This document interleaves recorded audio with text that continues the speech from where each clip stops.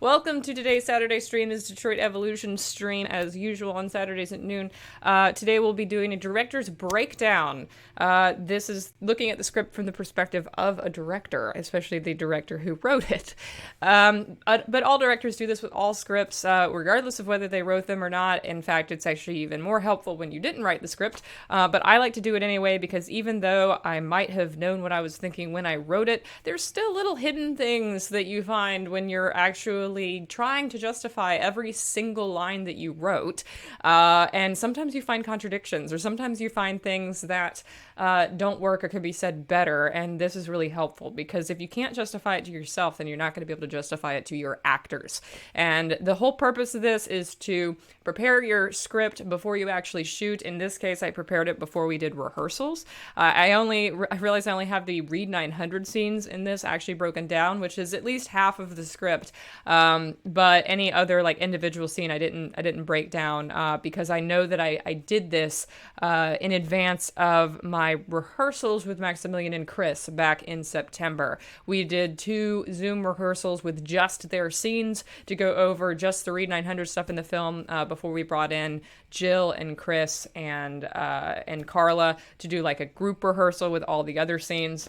Those I did not break down in advance, but when we did those read 900 rehearsals, I really wanted to make sure that I had all of my notes in line and that I could justify everything that I had written in the script. And you'll find that there's some things in here that I have margin notes for where it's like, oh, actually, like, I can't justify this line. I'm going to have to go back and rewrite this later, because this is not the shooting script. This script, I believe, is like the second or third draft. I think this is the draft like before the shooting script. So this was before I got feedback from the guys on stuff. This was before we rewrote some things on set. This is before I rewrote the ending. So there's a lot of things in here that are kind of like older, things that you might recognize from previous drafts if you've read previous drafts of Detroit Evolution on Patreon.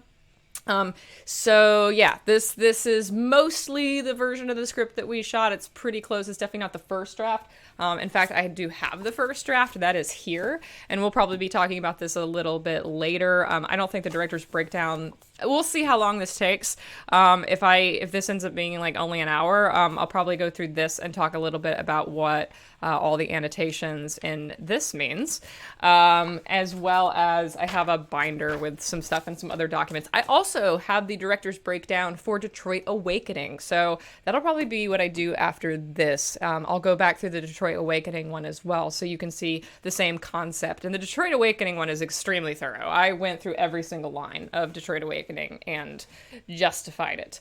But yeah, as I was saying, like, the whole purpose of this is so that, when you're doing a rehearsal with an actor, or when you're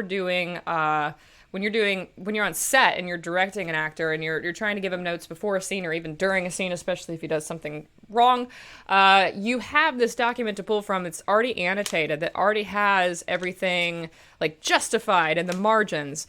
And the reason this is important is because you just don't have time on set to be able to like try to articulate like what you mean. And a lot of times for me, as a person who has ADHD and as a person who sometimes struggles articulating their thoughts, especially when it comes to like complex romance arcs and stuff like this, I often struggle for the words, especially when I'm trying to be delicate with an actor, because you don't want to just be like, hey, that sucked, like, move your face different. You have to kind of come at it from a different, more delicate angle. You have to come at it from an angle of like, well, maybe like this is what you should be expressing instead of like that. So I like to have this in advance. I like to have very clean thoughts of what I'm going for with every beat in a scene, every line of dialogue. So if somebody doesn't nail it, if they give a delivery that's not right for what I'm looking for, I can just go right to the script and be like, nope, this is what I mean by that. Do it this way instead. And it's already like, delicately written, it's already written thoughtfully, it's already written in a way that should be clean and concise and easy to understand for the actors.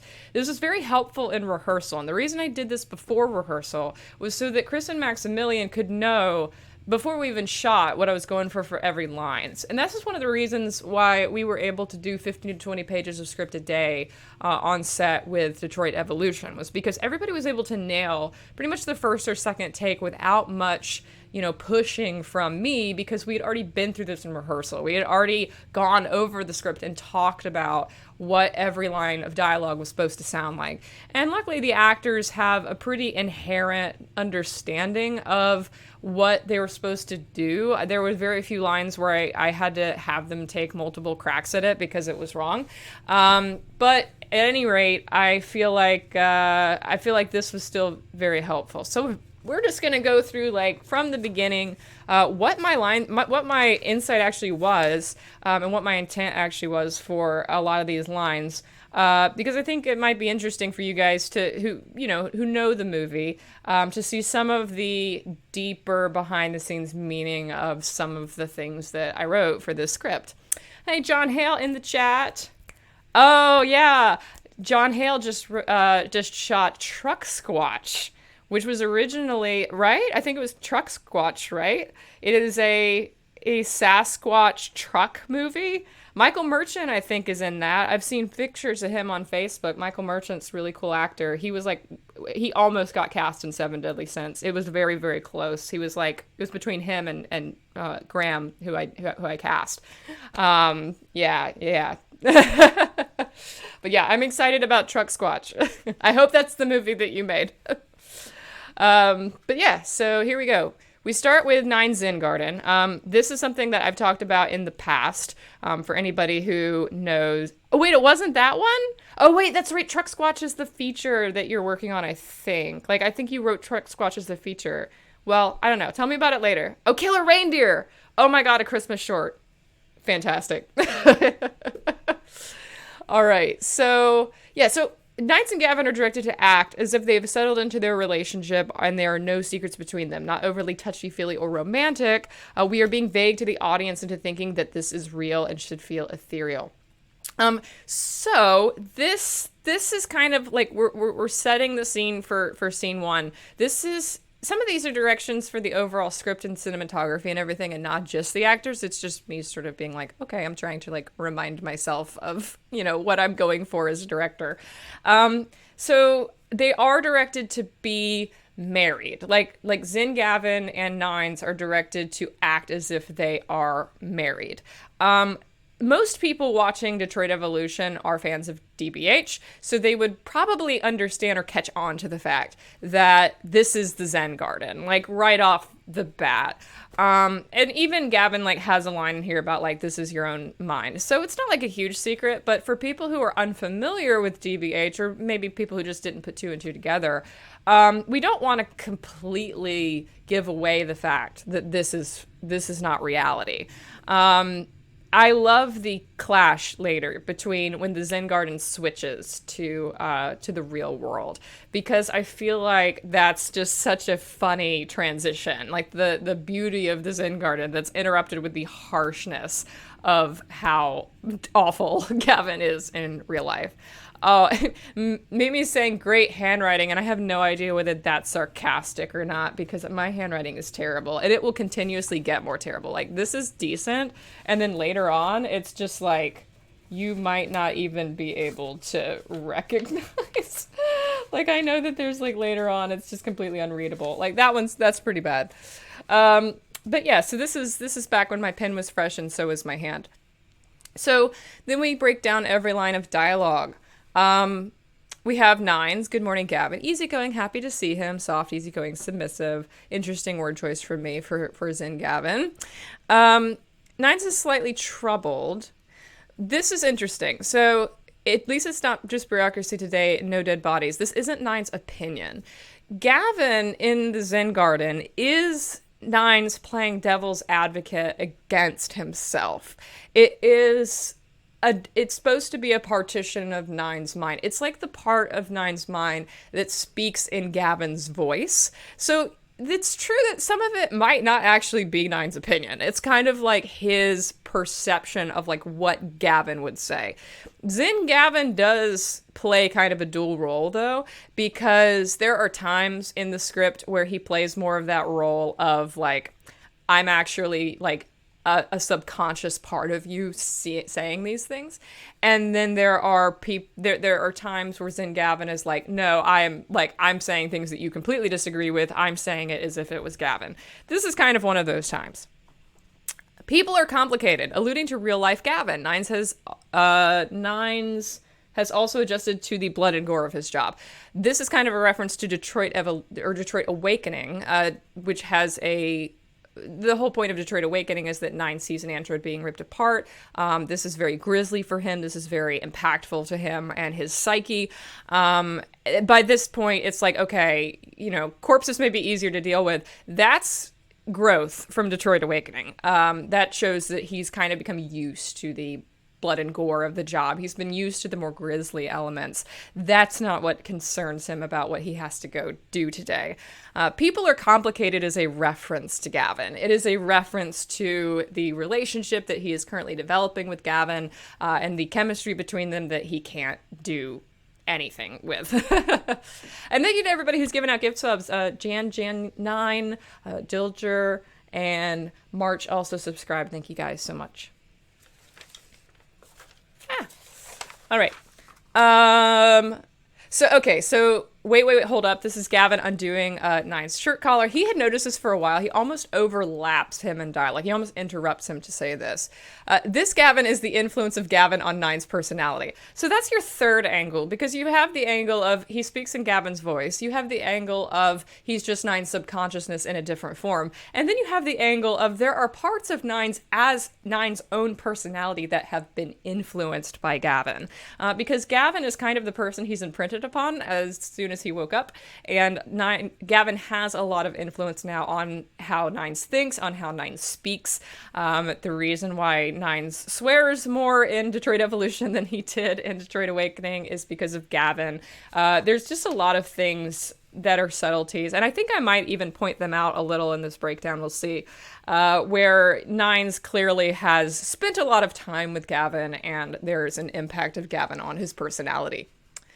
I don't need to breathe. Not confused, matter of fact, almost proud of this fact, and snippy. The reason I starred this, I think this may have been one of those moments, I think almost always when I star something, that means that in a rehearsal, that was something I had to go back and give direction on. I think Maximilian may have approached this as like, I don't need to breathe. Like, confused, and I was like, no, you're not confused, you're snippy about it, you're trying to be haughty about it. I don't need to breathe. That's more of the delivery I'm looking for. But I cannot, as a director, do a line reading for an actor. And let's talk a little bit about that, because line reading is when you give an actor a verbatim reading of what you want the line to sound like. So if he said, I don't need to breathe, and I was like, no, Maximilian, it's like, I don't need to breathe. That would be a line reading. You're not supposed to do that. It's very rude. It's like rule number 1 of directing. Because, and there's a couple reasons why this is like kind of inappropriate. Number 1, you should never, as a director, go into a line of dialogue with like this fixed, oh, I want this cadence, because that's not giving the actor a chance to actually like put in their performance. You want them to be able to give their own spin on it.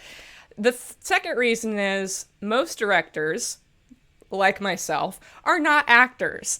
And like 10-1, I'm probably not actually going to have it come out of my mouth the way that I want it to sound, because I'm not going to be able to give you the line reading the way it sounds in my head, because I'm not an actor, and I'm not going to be able to convince you that, as the actor, that what I'm saying is how it should sound. And the third reason is it just undermines and is lazy about the idea of what direction actually is. You're trying to get them to convey an idea. If you just give them a cadence of how the line is supposed to be read, then you're kind of being lazy about it. It's like he doesn't understand, like, why am I saying it that way? Like, why does my voice need to sound like that? What you need to do instead is be like, you're not trying to be confused. You're trying to be bitchy about it. Like, you're trying to be snippy about it. You're trying to be like proud. Like, I want you to instill this line with pride. And almost all the time, if you give an actor direction like that, they'll nail it. And he nailed it in the final film. Like, you guys know what I Don't Need to Breathe sounds like in the final film. You guys know what that delivery sounds like. And it is this. So just by giving the actual direction of, like, this is the idea that you're supposed to convey as the actor, they'll nail it. Like, line reading, not cool. So if you ever want to be a director, that's like rule number one. Never give an actor a line reading. Super, like, bad thing to do. Like, very amateur. So, good-natured, charming asshole, you'll see that direction a lot for Gavin. It's really important, especially in Zen Garden, to show that Gavin is a jerk, but he's good-natured, he's charming, he has a charm about him. With Chris Trindade, when we cast him, based on his initial auditions, and some of you have seen his audition on Patreon, he came at the role with a lot of charm, like throwing charm all over the place. And I actually had to pull that back a little. Actually, I'll tell you, this line, I don't have any notes here about it, but I can tell you when we first rehearsed this scene together, my note for this "Hey Tin Can," he came at it like, "Hey Tin Can." And I was like, not so sexy. I was like, you don't flirt, like, don't bring back the sexiness. I was like, you've been married to him for 5 years. Like, you're just being nice. Like, you're just being like, casual, like, good morning, I love you. You're not supposed to be like, I'm trying to seduce you in your mind. Like, yes, it was like bedroom eyes tin can. And I was like, no, Chris, like, not so sexy. So that was kind of fun. I don't have that in here because that was during the rehearsal. I might have that written on I wonder if I have that written on this script, actually. No. Weird. I must have, you know what I was doing? I was writing, I know when we did our rehearsal, I was writing on a Post-it note, so I don't have the rehearsal notes anymore. But yeah. So it was important to be like, okay, you're charming, but you are an asshole. Like, you're kind of a jerk. You're kind of tired. Zen Gavin is more just charm. But in real life Gavin, especially like in that DPD scene we'll see later, I really had to pull back. I was just like, you're a little bit more snippy than you are. You're like not Han Solo, right? You're a little bit more like rugged and weathered and kind of just like traumatized. Like, you're not Chris Pratt. So Nines is slightly petulant here with my ideal appearance is polished. Gavin is exasperated at this point, but he's still in love, so, you know, this is his compromise. And there's a little bit of a beat. A beat is like just a moment, like a pause. And he softens and admires Gavin. So this is pretty much how it goes in the actual final film. I put a note here that Nines needs to be in a button-up shirt. Later, if he changes clothing, we have to comment on it. At this point, I had not written in the new threads lines, I think. This was a new addition. This oh, I'm gonna like unbutton your shirt thing this was a revision. This was not in the first draft. So at this point I was like, oh, okay. So if we come back to this, like for continuity, I need to make sure that the wardrobe and everything is consistent.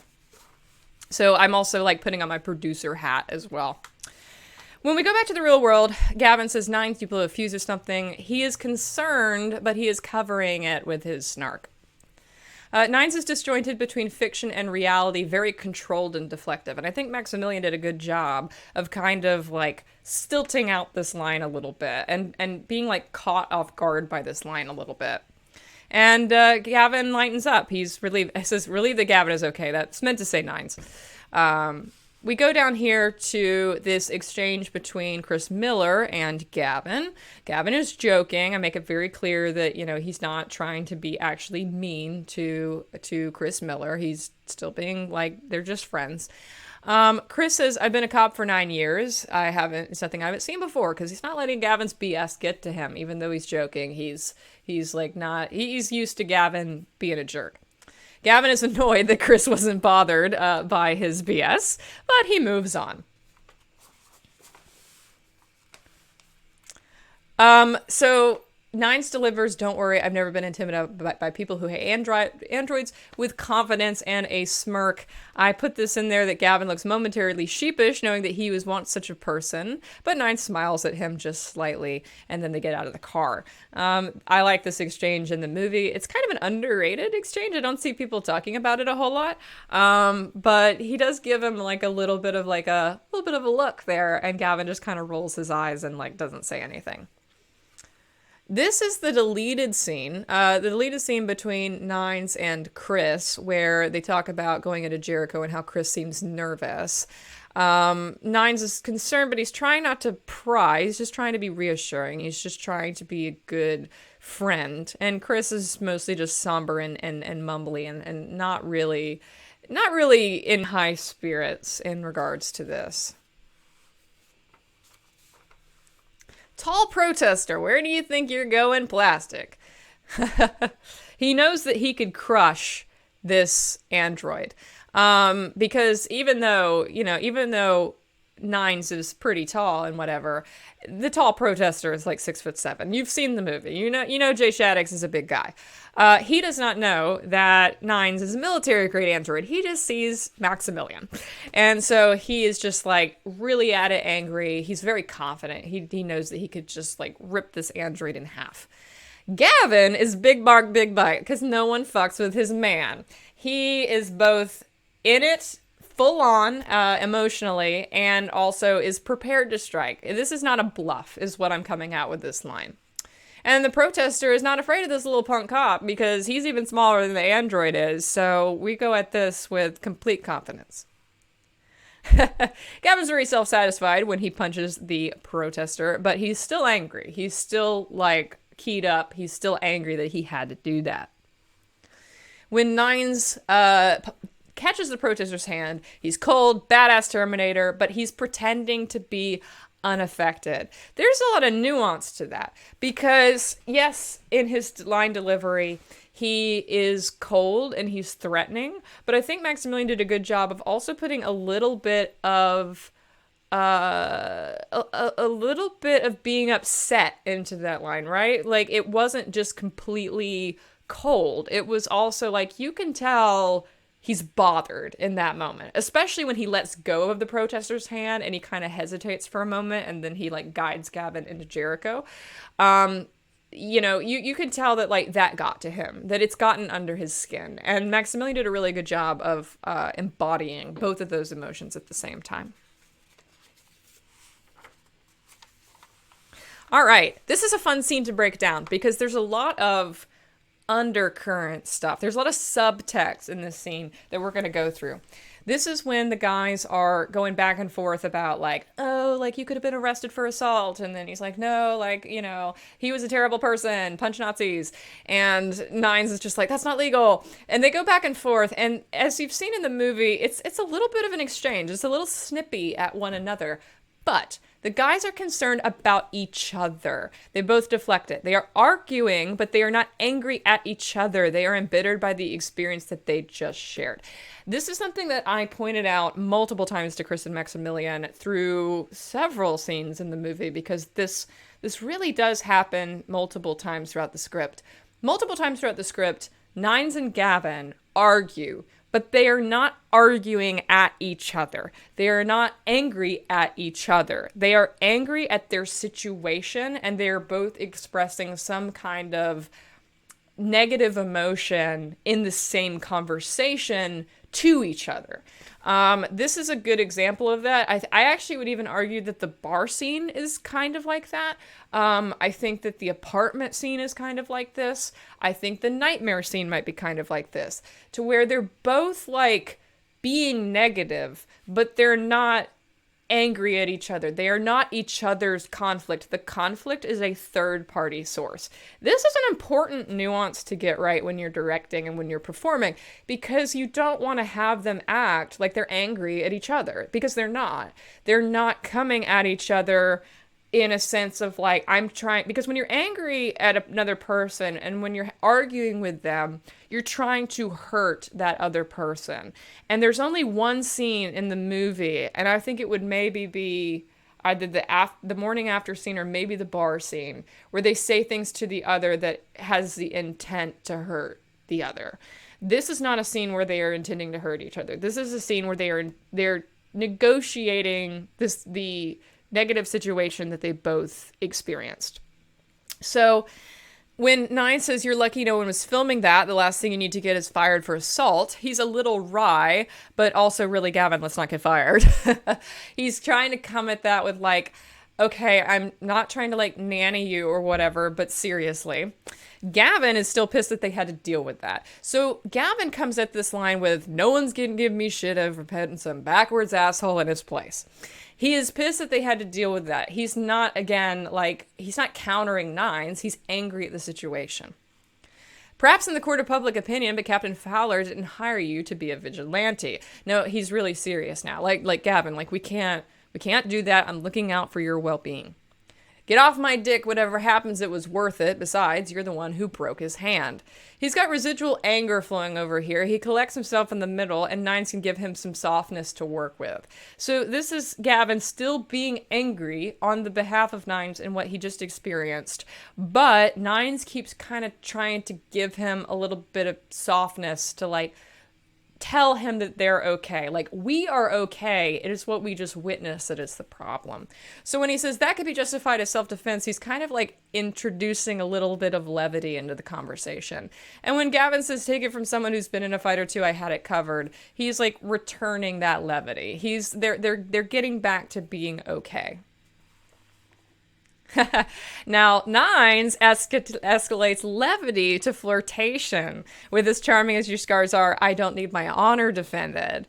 Gavin doesn't know how to respond to that. So that's kind of fun, where they are starting this banter a little hostile because they're both tense from what they just witnessed. And they both come back to a place of like, we're cool, right? And then Nines is like, but are we cooler than cool? And Gavin is like, what?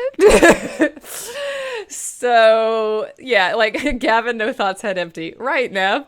That's exactly right. He opens his mouth to argue, Dash. But I do appreciate it. No for Chris here. Chris Miller, that is. Chris Miller is kind of baffled by this. He's not picking up that the guys have caught feels. He just thinks they're weirdos. So this was just a note to make sure, because Michael Smallwood was sitting in this scene observing what's going on, and he had to react to it. And so this was his direction. It's just like, you just think they're weird. You do not see this as flirting. Yes. So Ada enters. She says, are you from the DPD? She knows this answer, but she's just confirming. Gavin turns on his professional face. She's cordial but mature. She's not warm. I wanted to make sure that she's polite. She's professional. She is mature, but she's not like, oh, hello, welcome to Jericho. It's so nice to meet you. My name is Ada. No, she is, my name is Ada. Welcome to New Jericho. So she is a lot more, well, as Jillian delivered her quite elegantly in the film and also in her audition. Gavin is trying to make small talk with Ada here, trying to gauge Ada's reaction to the protesters outside. Ada replies that they are outside every day. As far as she knows, it's unrelated to the case. She's matter of fact about the reality of the oppressors of Jericho. And now, the reason she's matter-of-fact about all this stuff is because we know, from watching the film, she is not a deviant, so she doesn't have any feelings about any of this stuff. She really is just matter-of-fact about everything. On this next page, we're gonna learn a little bit more about the fact that, directing Ada, especially in this scene, is really interesting, and there's a lot of margin notes about this, because I, as the director, directing Jillian, we both know that Ada has like a backstory that the audience doesn't know right now, but we still have to play that backstory even though you guys won't understand why it's played that way till later. So all of these notes reflect her reality, not just how I want her to come off in this scene. So she says, it's fascinating to see an android working as a detective. What's your model number? She's intrigued. How is he unique and how can she exploit it? Because she's looking for information about who he is and whether he's got any parts that she can take later, because she's intrigued by him here. She is checking whether he should be her next mark, because RK like Marcus, because Marcus is her next mark, but maybe this guy should move up a little bit in the hit list. He says we're in the same model line. She says that's fascinating. You must be one of a kind. Set objective to steal software. This is the moment she decides that Nines is her next target. I believe deviancy makes us all unique. He is humble. He doesn't identify with the programming that makes him special. Gavin looks back and forth between them, his nose wrinkling. You got those case files to show her. He is miffed that Ada is scoping in on Nines. Knee-jerk jealousy. Just straight up, just like, you're moving in on my man. I'm jealous about it. I'm going to break this up. Joseph, see if Gavin hadn't assumed she was straight here, this wouldn't have happened. Yes, the heteronormativity is the real villain all along. Ada, I recognize her name and model number from our manifest. Lisa, she was the only AC 900 at Jericho. What happened to her? She knows what happened because she murdered Lisa, but she wants to know what they know. She wants to know what they know about the crime that she committed so that she can shape what her response is accordingly. Whoa, spoilers. Yes, this is, I'm assuming by now you've seen the movie Detroit Evolution, seeing as we're going through the damn script. All right.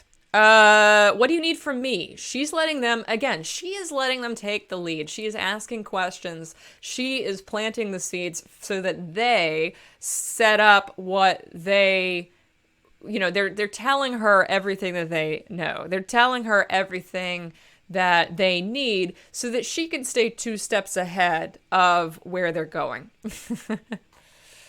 So this is kind of the point of the meeting from her perspective, because she's literally letting the cops explain where they are in their investigation to her, so she can be like, okay, this is where they're at, so I'm gonna go over here and do this because they're not looking over here, so I can be there.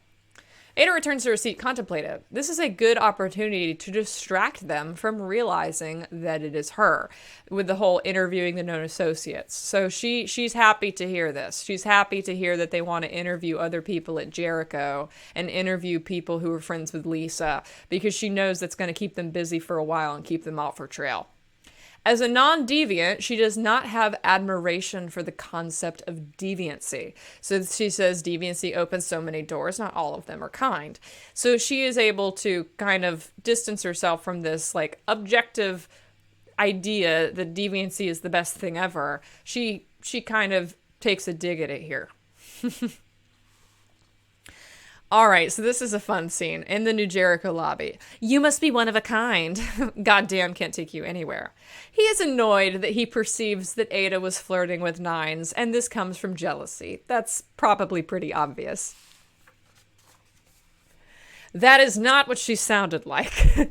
At this point, Nines doesn't wonder the source of Gavin's mood swings. He just reacts with equal snark. He doesn't know why Gavin is reacting this way. To him, Gavin is just always this way. Gavin is just always kind of a prick. And he doesn't understand that it's a schoolyard jealousy thing. He just thinks that Gavin's being a jerk about Ada for whatever reason, or just because Gavin feels like being a jerk.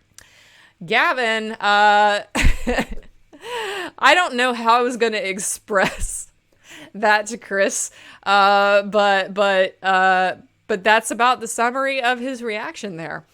Snarky faux cheer and smirking enthusiasm.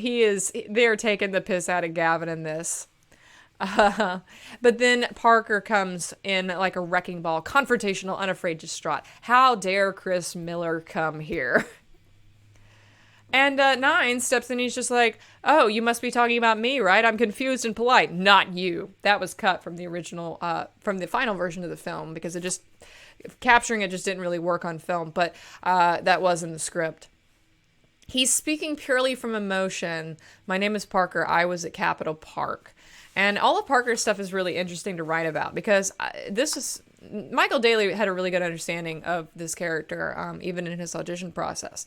But writing Chris Miller's direction to this was very, very hard, because I had to give Michael Smallwood the direction of you understand where he's coming from and you're sorry, but you also understand why he wouldn't forgive you. And Michael just nailed that monologue. But Parker says he's extremely bitter that this man did not face consequences for his actions. He doesn't care about, the absolution. He doesn't care about the I'm sorries. He's just angry. Like there's nothing that anybody can say. Inconsolable. There's nothing anybody can say to make him feel better about this situation. Nines sticks up for Chris. He has a lot of admiration for Chris. He knows he's good. He knows that he spent a year with this guy. He's his best friend. Here's Chris's monologue. He speaks with both the weight of his guilt and of knowing what it's like to be oppressed. I don't really believe that DBH necessarily exists in a post-racial society. And even though I don't really write this with the intent of and I've talked with Michael Smallwood a little bit about this, that he has talked about before how he likes that Chris Miller's identity and his portrayal and his character doesn't completely revolve around him being a Black American. However, I think that it's disingenuous to write his character without taking that into account, and that he has a little bit of that perspective in this conversation, that he would never come at this defensively. He would never respond to this conversation, this affront defensively or trying to be forcing Parker to accept his apology. He understands the pain that Parker is going through and empathizes with it and is apologetic, but understands that he that forgiveness is Parker's to give or to not give, and that there's nothing that he can do about that. So the best thing, or the really only thing that he can do in this situation, is be graceful and be apologetic. And that's all he can really offer. And the fact that he has also changed as a person, and the fact that he has also, committed to understanding that he was wrong in the past. And Parker does not care about his guilt. He says, "You're not welcome at Jericho." I cut that from the final line from the final movie because Chris Miller comes back to Jericho later to talk to Ada, and I thought that would be contradictory. But the sentiment is still there. In Parker's mind, he is not welcome at Jericho. And for that matter, he probably doesn't like Nines and Gavin either. But Chris is the one that he has personally has this beef with. And then they get out of Jericho, and then they go. And then we have opening title sequence, which isn't in the script. Chris said, "Screw the rules." Well, it's not Parker's rule to give, really. Parker is not in control of Jericho, so I don't think it would be a huge contradiction because Parker, he doesn't have any jurisdiction, and obviously, yes, no, I didn't script the opening sequence. Parker doesn't have any jurisdiction. Obviously, Chris Miller has a job to do. He has a reason to be there, and so do Gavin at Nines. But I still thought that I was it's weird because it almost feels like a foreshadowing moment for him to say you're not welcome at Jericho, and then to have them just be there later in the movie. So I did cut that line. But I think that the sentiment is certainly still there. So we are on to the Tina scene. Tina says, "You're spoiling our boy again. He's better realize how good he has it. He's domesticated Terminator making coffee for him." She's playful. She likes Nines, and she likes Gavin, but she also loves poking fun at how much better Nines treats Gavin than he deserves. She likes them both. The big direction for this scene that I think that Carla maybe didn't understand in her audition, and she wouldn't have because she didn't know the context, is that she didn't necessarily know that she and Nines were friends. So she came at it a little guarded. She came at it a little do I like this guy? And I was like, no, you very much like Nines. And you're best friends with Gavin. And you're not trying to make fun of Nines. If anything, you're both making fun of Gavin, together.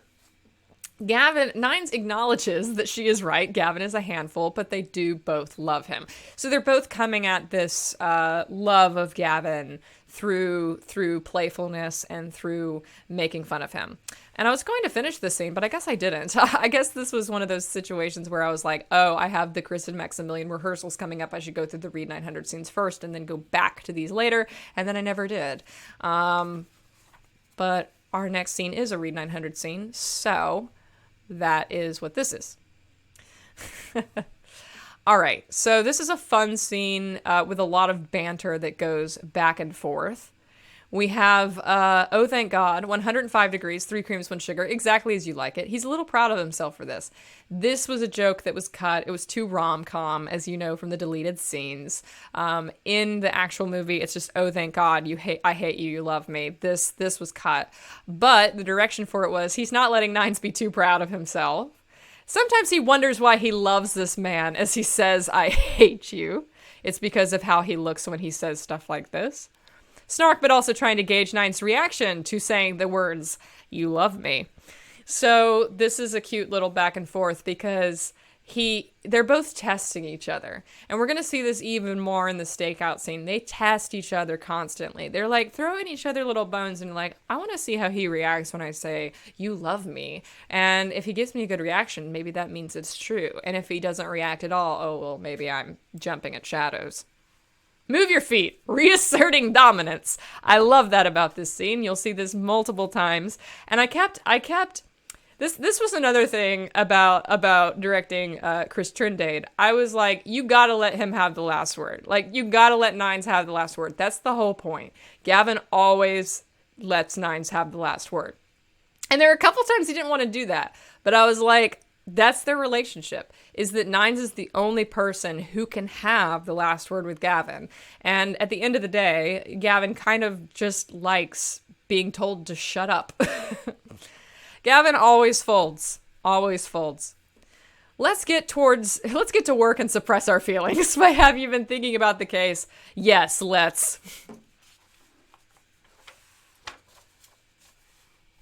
All right.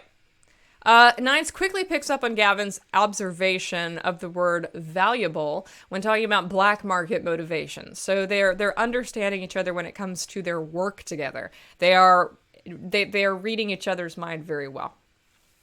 Can't rule it out, not with how advanced that part is. This is obvious. He's confident in this theory. He's confident in this black market theory, and we're going to see this carry over into later scenes. This is his pet theory. He really, really thinks this is it. He's a bit scandalized, Nines, by the idea that there's black market dealers who collude with the DPD, but Gavin is like, this isn't a big deal. This was another line that I think I had to revisit, because I think that, I don't think Maximilian read this wrong. I think this was a line that I pinged in my breakdown. I was like, this could be read wrong. And I'm going to go ahead and star this and keep an eye on how he reads it. And I'm pretty sure he nailed it right the first time, and I didn't have to reiterate this line. But this was definitely a line where I was like, this line could go wrong. This line could easily come out, that doesn't seem legal. Naive robot. Like, I does not compute. That's not legal. And I was like, no, that's not how this needs to be read. This is wry and disapproving, as you see in the film when Maximilian reads it as, that doesn't seem legal. He understands the nuance of this. He understands the social cue here. He's just disapproving of the concept of Gavin doing something illegal. There's actually a lot of lines in the script that could be misinterpreted in text as Nines is like naive or like Nines doesn't understand, but there's always more nuance to that. And I made a point to really, really like star those lines, like lines that could accidentally be read as like not understanding the cue, and reiterating that like, no, Nines is very like world wary. He just disapproves of some things. He has opinions about things. So he's not naive. He's just wry and disapproving. Gavin kind of snaps here because Nines is being passive aggressive. Actually, that's a very good way of phrasing this. It's not naive, it's passive-aggressive. Nines is very passive-aggressive a lot of the times, and this frustrates Gavin, because Gavin understands that Nines is not ignorant. Nines is not naive. Like, Nines is being passive aggressive. And Gavin is just like, God damn it. He's also a bit insecure about his role in their work partnership. This is really, really important here. I know it's not your protocol or whatever, but that's why you've got me. He kind of delivers this with a little bit of overconfident swagger because he is insecure about what role he actually does play in their relationship. He's always been worried about being replaced by androids. He's worried that Nines is superior to him in every way as a detective and that Nines doesn't need him as a work partner. So he's constantly trying to be like, well, I'm experienced and I'm wise and like I have contacts and look at all this awesome stuff that I can do that you can't because you need me and you can't replace me. But in reality, like, it comes out very overconfident, but he's actually hiding the desperately scared part of himself that thinks that that might not be true. Yes, he doesn't like Nines being passive aggressive because Gavin is just aggressive aggressive. I agree, Sir Leons. Come on, Nines, don't be approved. Maybe they're nice black market dealers. Yes, anything you can do, I can do better vibes. That's this entire scene, really. How would I ever succeed without your obstinance and rule breaking? Poking fun. That's a real funny way of saying experience and wisdom, because clap back, motherfucker. Wisdom? Gavin, I have a database in my brain containing over 200,000 words in the English language, and I believe you just found the one that least applies to yourself. He is barely able to get this monologue out without smiling. He knows Gavin loves this, seeing him come to life for the sole purpose of roasting him. Gavin can't beat that. He snaps to divert his inability to win this round of the Stark Wars. So this shut the fuck up is him admitting that he cannot get the last word. It's him conceding. It's a concession. Because Nines just completely wiped the floor with him and he has no clapback. So he's just like, I'm done. Shut the fuck up. Gavin switches back to work mode, showing the comfort of their relationship at this point, because they're not holding any grudges. This is all very playful. This is not meant to actually be mean to each other. It's all very, like, nice. Nine says it's a good start, but waiting on dealers to cross our path is a tedious plan. He means this compliment. Means the compliment. This doubt is practical, not snarky, trying to tear back. Okay, so when he says it's a good start, he means that. He's not trying to be, like, dismissive. He is telling Gavin, like, this plan is good. There's just, I have an issue with it. Like, it could take a little bit of week, it could take a little bit of time to find a lead. Like, maybe there's a problem with this plan, but I do agree with you ultimately that this is the route that we should go in. Gavin doesn't let him get too far. I thought of that too, smartass. But he's relatively friendly throughout this exchange. When they talk about Chris, Nines is reflective, sympathetic, but most importantly, trusting that he can share this with Gavin. So this concern about Chris, that Chris has been quiet since Jericho, this is kind of a nice moment actually between Gavin and Nines, because they are reflecting on their mutual friend, and Nines is able to express this concern openly with Gavin without feeling like Gavin won't care, without feeling like Gavin is going to dismiss it or whatever. Even Gavin says, well, can't blame him for, like, being quiet. Like, that was pretty rough, that Parker thing. And Sarah says, the amount of love for each other that comes out of these directions, even as they constantly say they're sassing each other, is unreal. Yeah, that was the intent, is that, when writing banter, it's really tough, actually. And this is why a director's breakdown is very helpful for me, because when I go through every line, it's like, all right, let's make sure that this makes sense. Let's make sure that, when they're doing this back and forth, that one isn't being more cruel than the other, that one isn't coming at it, like, from a different energy source than the other. They're both on the same wavelength. They both just really understand each other, and it works.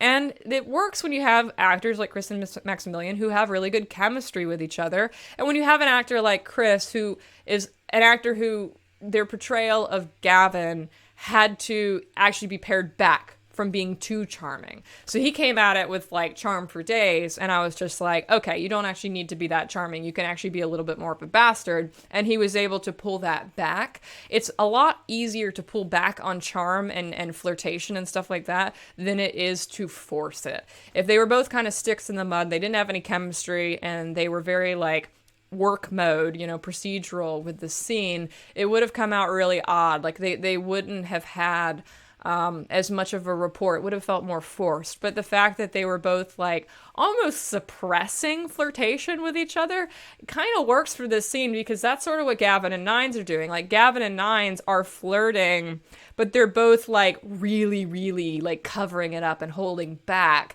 the degree of what they actually want to like show. They don't want the other one to realize that they are trying to be cute. Bearing troubles in your work is your usual approach. He's escalating to flirtation again. This is the second time in the opening act where Nines takes something that Gavin says and goes a little bit further with it. He escalates to flirtation. This time, Gavin is able to leave Nines speechless with his blow in the kiss. So this is kind of fun, because in the first scene, Gavin is left speechless. Like when Nine says your scars are charming, detective, but you don't need to defend my honor. Gavin doesn't know what to say to that. But this time, when Nines kind of gives him a flirty line, Gavin is prepared. Gavin blows the kiss and is able to return the flirtation in a way where he actually gets the last word on it. And Nines is left kind of stunned by it and a little flustered. And I really liked how Maximilian portrayed that in the film. Perfect temperature. Okay, so this is also something that was cut. Nines looks down at Gavin's cup of coffee, considers it, dips his finger in it, licks it, and says perfect temperature as a recursion to the fact that Gavin said that it was too cold. That whole joke was cut. It was weird. So I cut it. I did film it though. I have footage of Maximilian dipping his finger in Chris's coffee. Although he reassured him, he's like, I know you're actually drinking that. I'm not actually dipping my finger in your coffee. And Chris like, I know. You're not gross. So release the footage. Release the licking cut. All right, so this stakeout, the first time we see them alone together, this is a very important direction for the film. This is something that I made sure to make a note of in the breakdown, because I told Chris and Maximilian, I said, whenever you two are alone together, you need to play it different than when you're in public. And I said, you can choose what that means. You can choose what different means to you. You can choose how to make it obvious or how to make it subtle. But when you are alone together, Gavin and Nines treat each other differently.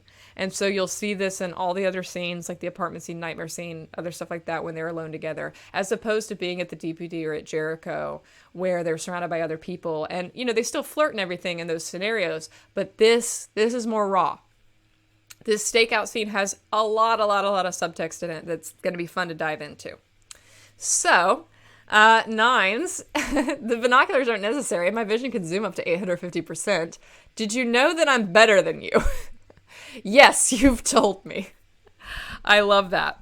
I love that. So, oh, thank you, Joe, for gifting Smallwood a subscription. Oh my God, Michael's in the chat. Every cut is the Michelle cut. Every cut's the director's cut, right? Yeah, so Michael, I know, is breaking down a script right now. So hopefully this is helpful to you, Michael. I might actually be doing an actual script breakdown if I get through all of this before the next hour. So hopefully this is helpful to whatever Michael is doing in his life right now. But yes, you've told me. Oh, believe me, Chris, being alone is far preferable than being trapped in a car with Gavin's questionable music tastes. Asshole. He's teasing, and Gavin is too tired to fight back. Okay. Our lives are irrevocably linked at this point. We spend most of our time together. It's only natural our schedules are synced. He's justified. He's not sure why Gavin finds this idea of their schedules being synced and them having a group calendar being incredulous. He's actually kind of matter-of-fact about this. Chris's original line was, so what he's saying is you're married. I said possibly change if Chris is oblivious. This is a chance for me in the director's breakdown to catch something like this, because I had been realizing through my direction that I wanted Chris Miller to not catch on to the fact that Gavin and Nines have a thing for each other. And everything in the script up to this point had suggested that, and everything later had suggested this. But this line was an outlier. This line was like, it didn't fit that. He wouldn't say like you're married if he kind of had like, if he was oblivious. So what this ends up being changed to is, I can find a booth for you guys if you want to stay attached at the hip. It's a little bit less romantic. It's a little bit more like, oh, these guys just like are codependent, you know? They just can't get out of, they're such good friends. They can't get out of each other's hair. So that's what that line changed to, because I wanted to make sure that this was consistent with his character. So this is a good example of how a director's breakdown can allow you to be like, ooh, like, why did I write that way? Because this doesn't make any sense with this character. So this has to change in a revision. Yes, only the best is a friend. They just seem like really good friends. And he's just out there looking at a mysterious gourd. All right, so here we get into the meat of this scene. Gavin. Bullshit, you're the one with some android chick all over you in an investigation. The tired that he expresses in this scene is really eaten up by doubt, and this is what's bothering him. He's not just tired in this scene. He is just doubtful as well. And I wanted him to come off in this scene as like kind of exhausted, but not because he's sleep deprived, but because he's just like, he just doesn't know what to say. Nines is shocked at this concept that Ada and him would be a thing. What in the actual fuck, Gavin? Just absolutely recoils. Of course, I'm referring to Ada. He's quick, he's sharp, he does not want to talk about this, but he can't help himself. Like, he doesn't want to have this conversation about Nines being in a relationship with Ada, but he's in it now. He's too tired to fight his impulses. Why are humans so goddamn obsessed with sex?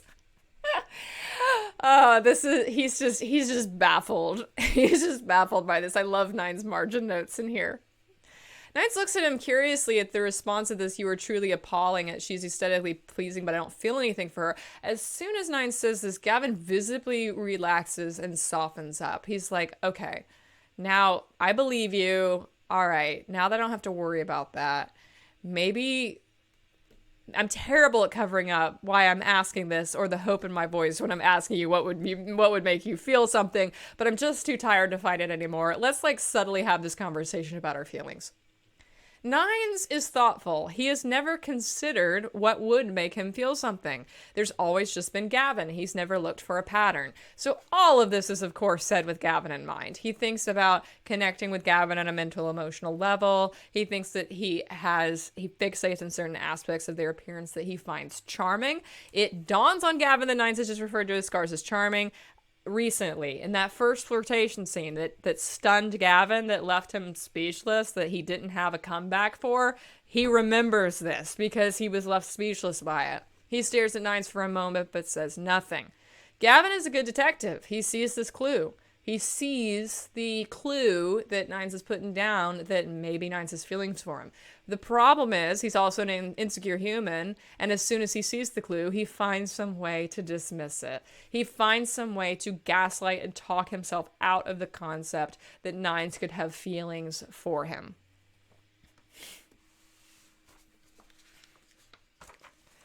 So you don't have to worry, I don't have to worry about you fucking our Jericho contact? Yeah, totally worried about it breaking ethics laws and not, his heart.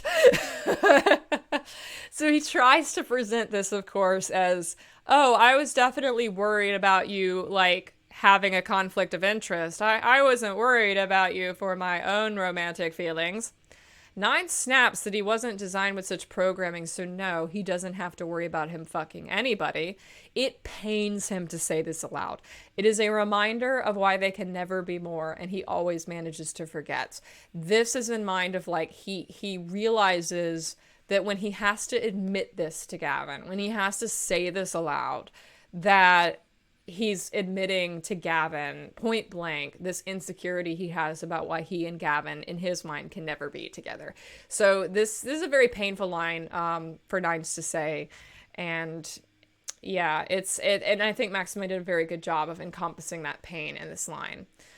He doesn't actually say huh, all right in the script. I think we cut this out by the time we shot, but regardless of whether the dialogue was here, the reaction is still, this is the first he has heard of Nines' lack of sexual functionality. It doesn't bother him, but it is obvious that it bothers Nines. Gavin knows not to press it.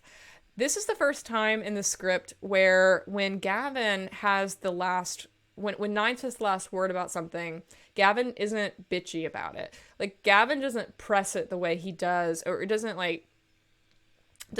act bitchy about not having the last word. He literally just kind of like doesn't reply and sort of like turns away and like lets Nines sit in his feelings because he doesn't want to hurt Nines. Like he loves him. He doesn't want to make Nines feel bad about himself. And he understands that this line that Nines is bothered by what they've been talking about, so he ends the conversation. He's just like, you know what? I'm not going to press this anymore.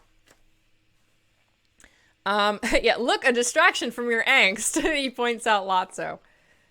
But Nines wants to know. He needs to know whether what he just told Gavin is a deal breaker. So the conversation continues on Nines' terms. The conversation continues with Nines asking, what about you? What traits would make you feel something? And Gavin is just like, I don't know, Nines, beggars can't be choosers. I'd probably take any man, woman, or NB. Okay, so this is interesting. So this was changed to any person. This is supposed to indicate that he is pansexual. I wanted to make this kind of expressive. The reason this was changed is because it just didn't flow well. It just didn't seem like a natural way he would, like Gavin Reed would sum up the population of people that he is attracted to. I think just saying anyone is just more natural in his dialogue. Also, a lot of people don't like being called NB. So I was like, well, I don't want to, like, that's kind of a dicey term, so I don't want to use that either. But you can see here in the script, that was the intent of this line, that this was supposed to encompass that Gavin could potentially be attracted to anybody and is pansexual. Sorry, it was more vague in the final film, but that was just ultimately the choice that I made. And as you guys know, in my mind, Gavin Reed is pan. So, yeah. But I would probably take anybody who doesn't ditch me the moment things get bad. Pure honesty and self-loathing. This is the most real that Gavin Reed has been in the script so far. But also buried in here, I am not picky and you're enough. The way that the message he's trying to get across here is I'm not picky. Beggars can't be choosers. You are enough for me. I just want somebody who doesn't leave the moment things get bad. I know you are that person. Please pick up on my hint. You are enough. Nines, it's fine. Like everything you've just told me, it is fine. Please get that message. Nine still continues on the investigation on what Gavin could possibly mean by bad. Gavin is guilty, more self-loathing. He can only be this honest because they're truly alone together now. Again, a reflection on the fact that they are alone with only each other. They do not have the DPD around them. They're not at Jericho. They are in a very small vehicle together, just the two of them, alone with their thoughts and their feelings and their honesty and their relationship. And Gavin, for this one moment, feels vulnerable enough to be honest and to be actually open and as much as he can without point blank saying, I like you and I want you to like me back. And these problems that we have, that we think we have, are not problems for each other. And both of them are dancing around this idea. Of they're both telling each other what they need to hear or what they want to hear from each other, but the other one's not giving it to them. Gavin is not telling Nines point blank, hey, sex isn't everything, you know, I'd date you, you know, and Nines isn't telling Gavin, oh, that's fine, you know, you're a good person, whatever, until the next line. We had a rough start, but there's much more to admire about you than to detest. I love this margin note. I love you, you dumbass. But also conveying that he's put the past behind them and Gavin needn't feel guilty. This is important for Gavin's psyche because I think Gavin, especially in these older versions of the script, still had a lot of guilt about how he treated Nines in the past. Had a lot of guilt about how he treated how he treated androids in the past. And I think some part of him still believes that he's just a piece of shit, and that he the past is prologue in his life, and that he was once a piece of shit, so he'll always be a piece of shit, and that Nines surely would never love him for their history. And Nines is basically absolving him of that. And he's basically like, hey, whatever happened in the past doesn't matter anymore. There's much more to admire about you than to detest. And this conversation may have gone somewhere, because this is the first time in this conversation you get one of them saying what the other one wants to hear. Because this is Nines basically telling Gavin, every objection you just gave to me about why nobody would love you, I don't believe in. And Gavin may have given Nines what he wanted to hear if this conversation had continued, and they may have admitted their feelings. But then a large noise interrupts the moment, and Lotso is exiting a building with a box, which he has dropped all over the floor, and arms go everywhere, and they can no longer continue this conversation. This Lotso scene is not annotated, because again, I only really did the Read 900 scenes in this pass. Again, alone together again, last guarded, this is the living room scene. Gavin says, I know we haven't tracked down the part yet, but it could still be out there. Again, this is his pet theory. He's clinging to it. He likes this black market theory. He is going to hold on to it with both hands. Nines has empathy for a fellow android when it comes to Lotso talking about his girlfriend needing maintenance. Gavin has jaded skepticism about that theory that Lotso was, actually talking about this girlfriend. Without the awareness of android rights, injustices that would make him realize how he doesn't understand how realistic Lotso's story actually is, because he's not that well informed on android rights issues. He's not an android. He doesn't have this perspective. This is a blind spot in injustice for him. Nines explains that androids are systemically underpaid. Humans have government-provided healthcare, but we don't. People resort to desperate measures when their lives are at risk. He provides an android perspective. He calmly explains it, because Gavin is unaware and ignorant of this issue, but he's not being maliciously ignorant about it. He's not saying that Nines is wrong. He's just skeptical out of a place of ignorance. Gavin does not argue once he's presented with that idea, because he believes Nines and he stays in his lane. This is growth on Gavin's part, because back, when androids first got freedom and stuff, he basically would have argued, with this. He would have come from a place of defensiveness. He would have come from a place of human fragility, so to speak. And at this point, with Nines being the man that he loves, and Nines being his partner and being exposed to him for so long, and also having had a lot of growth over the past year, Gavin, whenever he's presented with these kinds of facts and realities about what it's like to live as an android, Gavin very much doesn't argue with it. He absorbs it, and he processes it, and he accepts it into his worldview, and he learns from it instead of trying to make it into an argument. And I think that that's a very important thing to show. The reason I put this in the script is because I wanted to show a moment to reinforce the fact that Gavin is a different person than he was in the game. He's a different person, an evolved person from who he was in Detroit Awakening. And especially because this whole movie is themed about evolution, and we reference Gavin's history a few times, and Gavin's evolution as a human, both from when Fowler found him to being who he is today, but also who he was from the game till now. It's important to show his growth as a person. He is frustrated with himself when he says, I've got nothing. He is having a moment of insecurity about the fact that Nines, maybe the fact that Nines can out-detective him, but really just the fact that he is not enough in this moment. Nines knows self-hatred when he sees it. He knows when Gavin is getting insecure. He knows when Gavin is pushing himself too far. He's gentle when he asks, when is the last time you slept? But Gavin goes immediately to the defensive. What's that got to do with anything? Nines is also... He'll listen to evidence, Nines thought hopelessly. I've noticed an increase lately in your smoking, Keffy. Look at all this evidence that you haven't slept and that you're doing awful. He's very defensive, even when presented with evidence. Because, Gavin is a detective, but he's still not going to, be confronted that easily.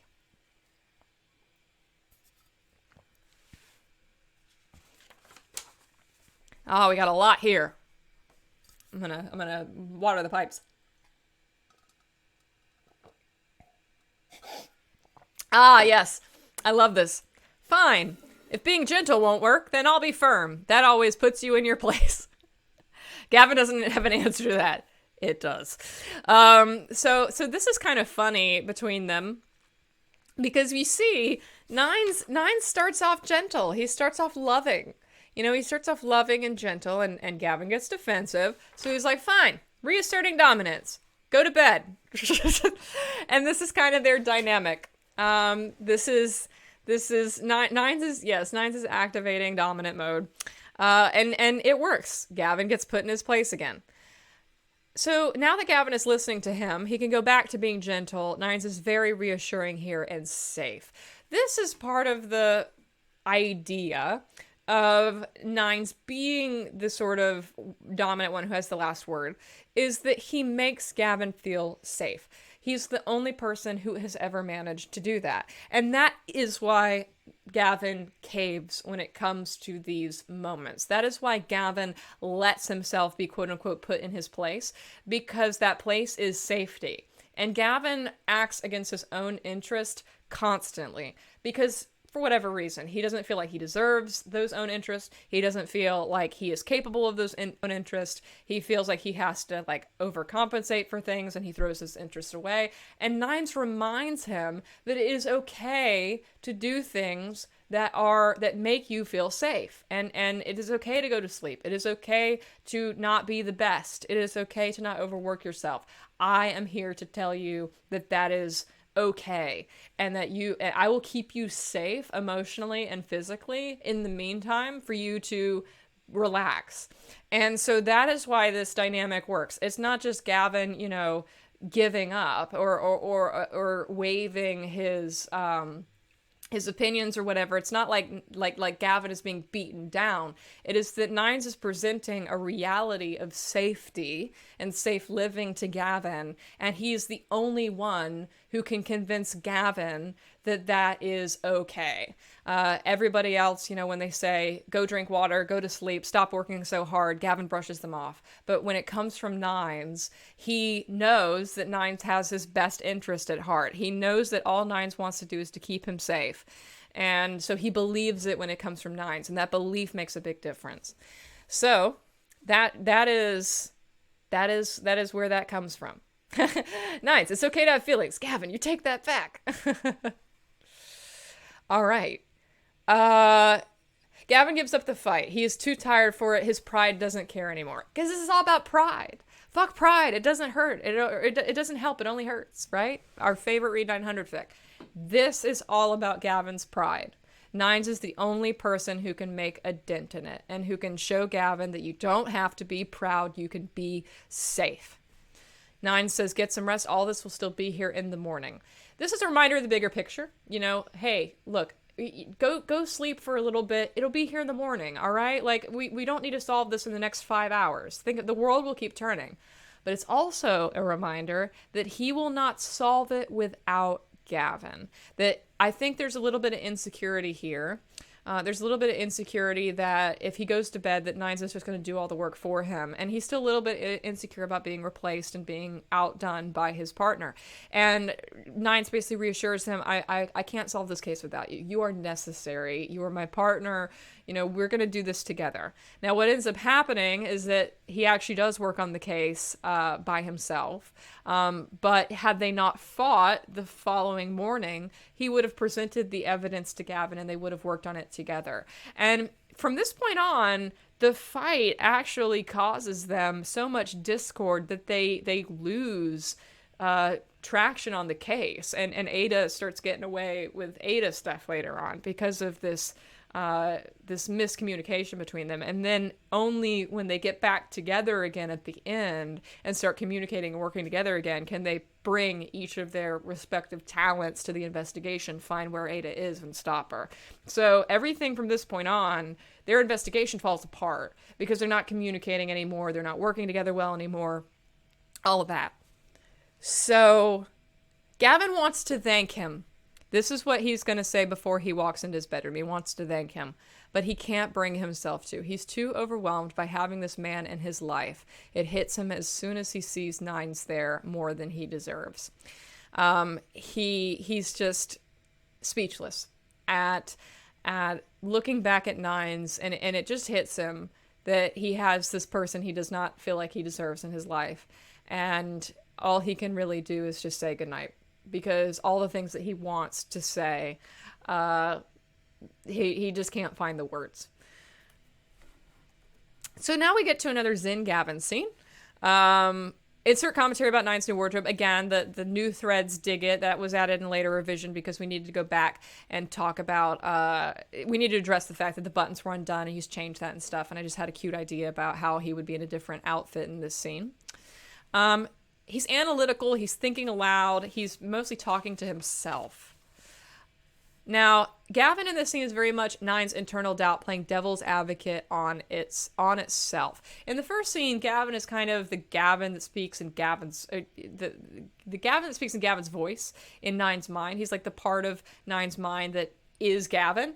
This scene, Zen Gavin kind of plays a different role. Zen Gavin more plays like the subconscious. He plays the part of Nines that is distracted from the investigation by the conversation that he just had, by the stakeout scene that they recently had, because that's still churning in the back of his mind. Like, man, we talked about our feelings, and like Gavin kind of dropped some hints that like maybe he's into me, or like maybe he wouldn't be turned off by like the things that I'm insecure about. Like maybe we could be together.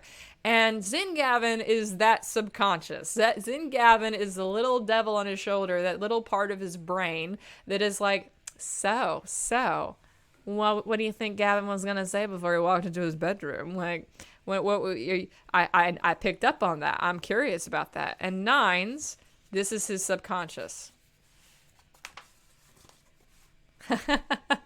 Nines is actively suppressing his subconscious. He does not want to have this conversation.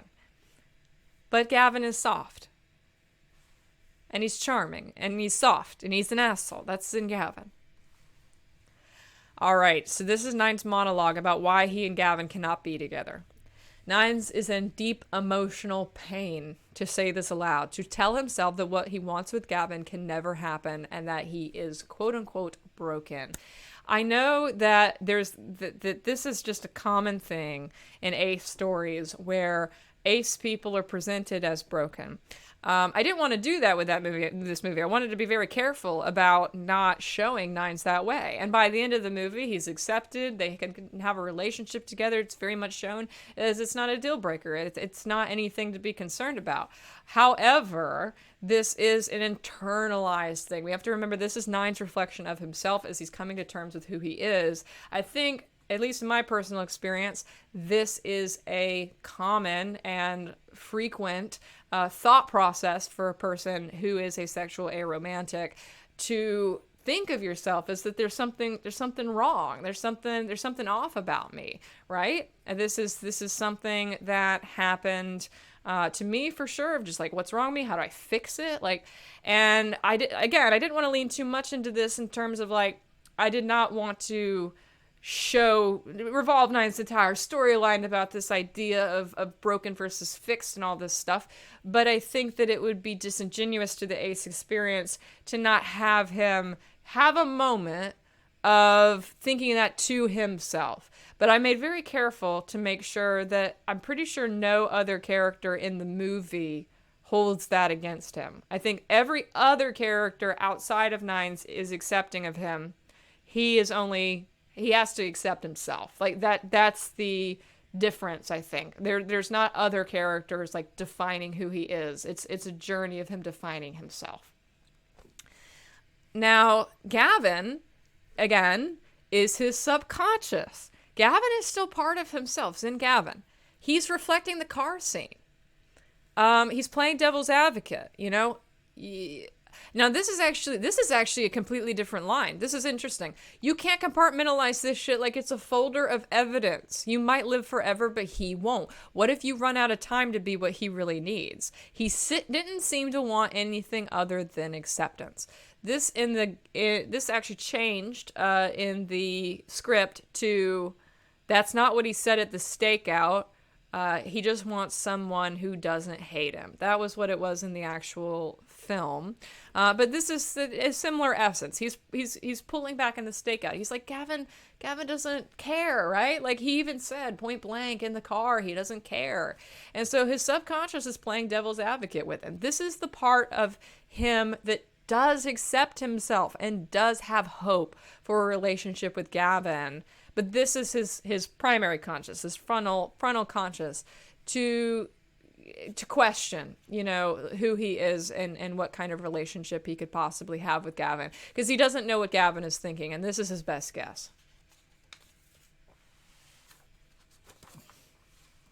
So this is him realizing that Gavin is struggling through his nightmare, and he runs to Gavin's aid.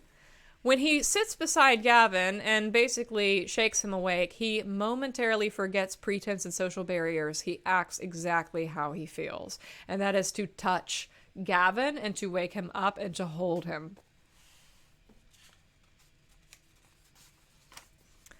Gavin is coming to realize who he's clinging to, and he backs off. He's confused about it, but he's not mad. He's not mad that Nines is there. He's not mad that Nines is touching him. He's just confused. He's bleary. He's not sure where he is and what's happening.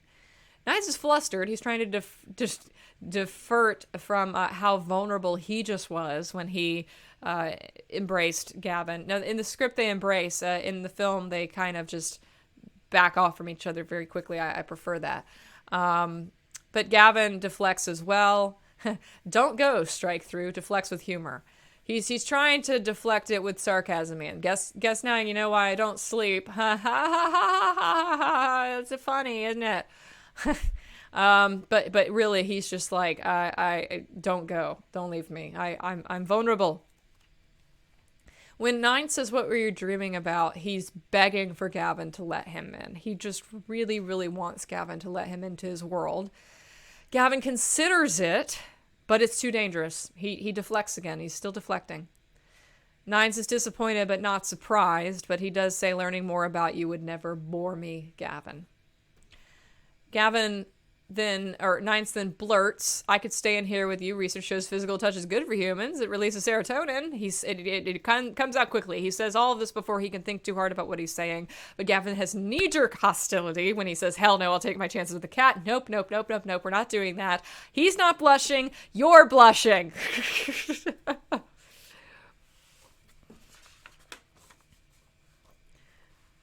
Nines awkwardly rises from the bed, not wanting to push the issue, but he's kind of sad and rejected. He feels like this is just yet another time where he's trying to break down Gavin's walls, and Gavin is holding them up again.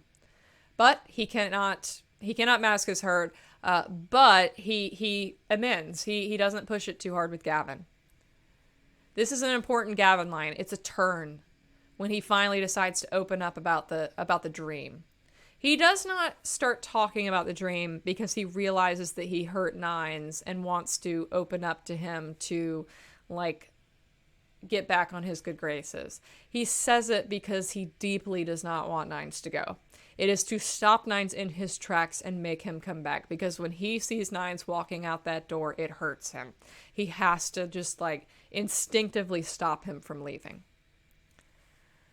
So he tries to deliver his monologue, matter of fact, but there's no depersonalizing it. It is very traumatic for him to go through this monologue. I told Chris, and we agreed on this, that Gavin can talk about his past or he can express emotions, but he can't do both at the same time right now. He can't just be in his sadness in front of Nines and break down and explain what the dream was and inform Nines about his history. He either has to inform him, depersonalize, like he's just listing off somebody else's life, or he has to have just a breakdown into tears and not say anything. There's one or the other. He can't do both at the same time right now. So he tries to depersonalize this. He tries to explain this monologue as if it's not his own life. He's just very matter-of-fact about it. Nines tries to be reassuring. This is an interesting direction. His jaw feels stiff and locked. I typically don't give actors directions that are physical like that. But sometimes I do. Sometimes it's important to give them physicality to put into their performance. And if I say like your jaw is stiff, then that gives him a different kind of performance, right? There's a moment here before Nine says, "Are you sure you don't want me to stay?" Gavin thinks no one cares, and Nines can see that pathos. He cares, and he wants to stay, but it has to be on Gavin's terms. Gavin has to be the one who makes the move, because as much as Nines wants to stay, as much as Nines wants to show that he cares, he knows that he cannot push himself on Gavin. If there's anything that this scene has proven so far, it is that Gavin will push him away if he pushes too hard. That he has to show that he is safe, and Gavin has to accept it. And you'll see multiple things in the script that have to be on Gavin's terms. Gavin reaches out his arm. This is the offer. And this is what Nines takes. If you tell anybody about this, I'll have you scrapped for parts. This is said relieved and weak, as if he's saying, "I don't know what I would do without you." And Nines replies, "Empty promises, grateful and caring." Gavin leans on Nines. So this is meant to be a soft exchange, and I think it came out that way. Gavin is trying to be a little blustery and keep himself here when he's, leaning on his love. But it's said with just this sense of relief, this sense of appreciation for having Nines in his life. What's funny is he walked into the bedroom. He wanted to say thank you, but he couldn't. And it was because he was just so overwhelmed with relief. Now he still says something, but he says something different. So now we have the morning after, and this is painful. As soon as he sees Nines, he's internally like, "Oh shit." Nines thought that they had come to an understanding. He thought they had made progress last night. He is genuinely surprised by Gavin's adverse reaction to him still being there. Gavin's just panicking. Are you feeling all right? It's starting to dawn on him what is happening. It's starting to dawn on him what Gavin is doing, and he's annoyed. This is the first time where Nines kind of loses his patience with Gavin, because he thought they made progress, and now they're backsliding again. Now Gavin is doing this bullshit again, and he just thinks it's so stupid. He just doesn't understand why Gavin won't accept that Nines wants to be there. He proved that he wanted to stay. Nines proved his appreciation, his love for Gavin in that moment. So why is Gavin still doubting that Nines wants to stay, that Nines wants to be there for him, wants to be his partner in life and in work? Gavin really doesn't want to be mean to Nines. He is very appreciative. He's trying to be very, very restrained. He's trying to lay it out while he's panicking, and very, very stressed. So he can't muster up politeness, but he's very much trying to bottle in all of the panic that he's feeling and trying to just get Nines out of there so that he can relax, and so that he can be alone with his thoughts, and that he can process all of this, because Nines has like thrown all of this domesticity in his face, and it's very, very overwhelming. So this line actually came out wrong in the movie. It came out as, "I'm not leaving because you regret having acted like a person." The actual line was, "I'm not deleting my memories because you regret having acted like a person." Because this "wipe all this stuff from last night from your brain" is very offensive. Gavin should not have said this. This is one of the angriest lines he has in the script. That insult is old Gavin. He thought that they had abandoned that. This "wipe all your stuff last night from your brain," that's old Gavin. That is a Gavin that he has not seen in a long time. This idea that I'm an android, so I can just like conveniently wipe my memories from my brain. What are you thinking, Gavin? What the hell? Gavin says get out because he can't take anymore. He snaps. And then Nines leaves.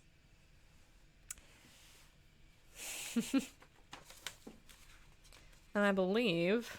So you got this scene with Ada, which I did not break down, but this is a good example of their investigation starting to fall apart because they are not communicating. So, how long is this scene? Oh yeah, no, this is what made it into the film. So, about later that day, they're at Jericho in the evening, and he's had some time to observe and reflect. Nines. He's forgiven Gavin, and he's back to wanting to help. He's forgiven Gavin for telling him to wipe his memories. He's forgiven Gavin for waking up in anger. He's forgiven Gavin for this morning. He's just like, he's trying to put it behind them.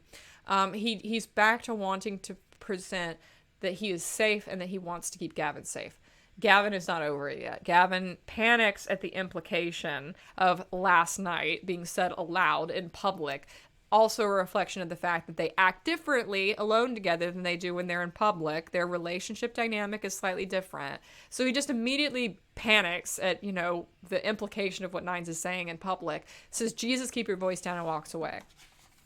So they don't get to have a conversation. Then we get a lot of group stuff that is not broken down. The next thing that is broken down is the bar scene. They are alone together again. This is the alone together dynamic, but their walls are sky high and Nines wants to tear them down. They are both very, very guarded in this scene. Nines says, is this the part where I remind you that smoking will kill you? He's trying to reignite that rapport. He's trying to bring back that levity. And this is what Nines has done, as you've seen throughout the script. Whenever they're fighting, whenever something stressful happens, he goes to Gavin and tries to have levity. He tries to have a little lightness of being, tries to get them back to their little banter and their flirtation. And usually it works, but it doesn't work this time. Gavin is not in a flirting mood. He either wants to be nothing or something, and he doesn't know what they are right now. He's in this limbo of he wants Nines to be dead to him, or he wants Nines to be his boyfriend. But this, whatever the hell they are right now, or whatever this like in between shit is, he's just done with. He doesn't want to think about it right now. Nines kind of gives up. He goes back to Dom mode. I see you're still in the mood. He gives up on trying levity. Dom mode also fails. Gavin's self-loathing is too strong. It's not a mood, it's me. Figured you would have caught on to that by now. So Nines is throwing everything he can. He's just, this is a scene of Nines throwing every technique at the wall to see what sticks when it comes to Gavin. He's tried cute, banter. He's tried being firm and dominant. Now he's going to try earnestness. Now he's going to try just earnestly begging, Gavin for the truth, for reconciliation. And that earnestness comes from a place of honesty that they have not expressed with each other up to this point, especially Nines, especially from Nines, because Gavin has expressed some honesty in his nightmare scene, but Nines has not really been fully honest with Gavin about his feelings. This is Nines' breaking point. Nines is about ready to be real about what he feels, if it makes Gavin understand. Gavin does not respond positively, but the truth breaks through. He sees that Nines can't really handle him. It won't be one night, Nines. It won't be 10 or 100. He thinks that, this is his objection. This is everything that we talked about in the stakeout scene, but it's no longer subtext. It's just text. They're not pretending anymore that the people, the lovers that they were talking about in the stakeout were just hypothetical imaginary people. They're using the pronoun you. They are both talking in relation to what they can be together, because they're so hostile to each other at this point, and so many lines have been crossed the night before with the whole nightmare hand-holding scene, that they can't pretend under plausible deniability anymore that conversation was not about them at the stakeout. This is what you get with me. I know you can't handle it. Now, Nines is raw honesty. This is it. This is when he lays it on the line. What he wants, how he feels, and that he loves Gavin unconditionally. What you don't want to accept is that no matter how hard you try to push me away, I'm not going anywhere. When Gavin was talking in the stakeout about how I want somebody who won't ditch me the moment things get bad, this is Nine's response to this. This is Nine saying, I am that person. Thank you, Arden, for subscribing. Woohoo! Now, this was cut from the final film because I didn't want Gavin to dwell too much on his android past. I didn't want that for his character. But in this line, it's all Gavin can do is just doubt. His history and his self-hatred are louder than Nine's devotion. He just still thinks that he is a terrible person, and that's a deal breaker. Nines insists no matter what has happened to you, no matter what you've ever been, you always chose to be better. He believes in free will and choice more than anything. This is an appeal of his deepest convictions, believing that people can change. This is Nine's whole modus operandi for the whole film, that he believes that people can change, including himself. It's what he has defined himself by. And this is him laying out his most deeply held ethics to try to get Gavin to believe that he is truthful when he says he's not going anywhere. He really does believe that Gavin has changed. Gavin is tired and defeated. He's just been hurt too many times. You think that people change, but they don't. That's how you keep getting burned. He does not really have as much of a conviction that people change, because in his experience, they haven't. He expects them to, and they continue to hurt him. That the world is just a stagnant cycle that never ends. So Nines tries the fourth thing. He tries to reverse psychology Gavin. With no other option, he tries anger, which is the wrong choice. When he says, is that we have an issue with Ada because she's an android and you haven't changed, he doesn't believe that. He's using reverse psychology to say to Gavin, you're full of shit. I know you've changed. So what? Are you saying that you don't like Ada because she's an android? You're going to have to argue that point with me. And he expects that what Gavin will reply is, no, of course I don't dislike Ada because she's an android. Like, you're crazy. I've changed. And then Nines will be like, aha, I got you there. See, you've changed. That means that anybody can change, and that's why I love you. Gavin does not respond that way. That pre-construction was wrong. Gavin says, get away from me, because this he takes literally.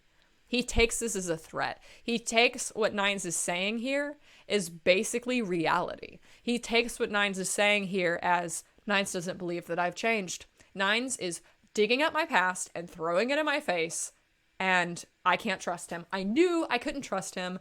Get away from me. Aha, you've activated my trap card.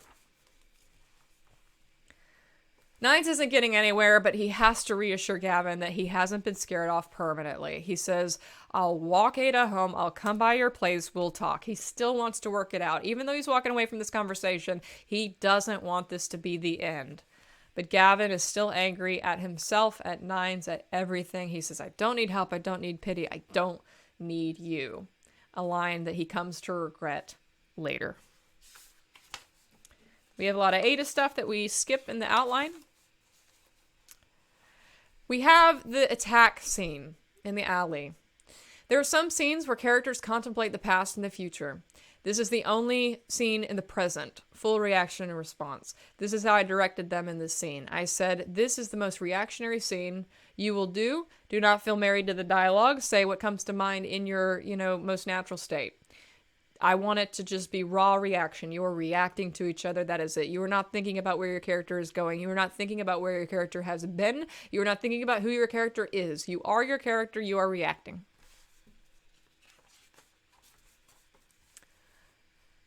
When they speak to each other in the alley as Nines is slowly fading, all previous arguments vanish and they are just terrified and fully in the moment. Again, this is why past does not matter.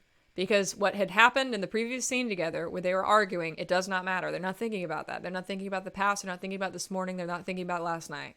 They're thinking about what they feel for each other and what this moment is.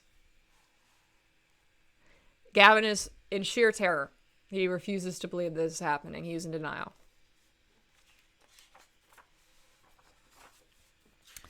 I think we skipped most of this stuff until the coma scene, maybe.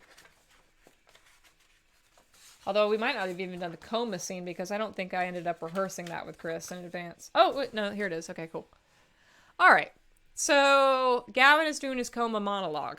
He feels really stupid saying all this.